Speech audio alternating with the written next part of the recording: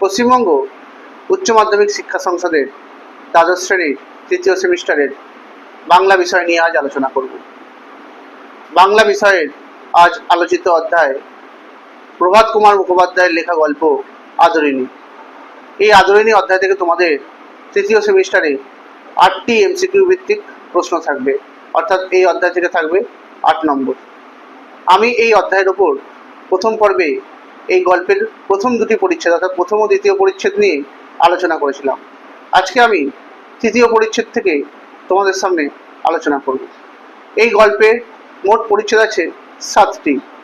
তৃতীয় পরিচ্ছেদে যেটা বলা হয়েছে, অনেক খোঁজাখুঁজির পর অবশেষে লোকেদের দ্বারা খোঁজ চালিয়ে জয়রাম মুখুজ্জে বীরপুরের জমিদার উমাচরণ লাহিড়ীর কাছ থেকে 2000 টাকায় একটি মাদি হাতি কিনেছিলেন, আর এই হস্তিনীর নাম রাখা হয়েছিল আদরিণী। আর এইখান থেকে কিন্তু গল্পের যে মূল প্রবাহ, যে মূল স্রোত, যে মূল বিষয়, সেগুলো শুরু হয়েছিল। হাতির আগমনে যথারীতি মুখুজ্জে বাড়িতে তাদের পরিবারের সকলের মধ্যে আনন্দে সাড়া পড়ে গিয়েছিল। জয়রাম মুখুজ্জে বিপত্নিক হওয়ার জন্য তার বড় বৌমা মাঙ্গলিক অনুষ্ঠানের মাধ্যমে আদরিণীকে বরণ করেছিলেন। পীরগঞ্জের নিমন্ত্রণ রক্ষা করে ফেরার পরের দিন জয়রাম এক প্রকার আভিজাত্যের মধ্যে দিয়েই, আভিজাত্যের অহংকার দেখিয়েই হাতি চড়েই মহারাজ নরেশচন্দ্রের সঙ্গে দেখা করতে গিয়েছিলেন।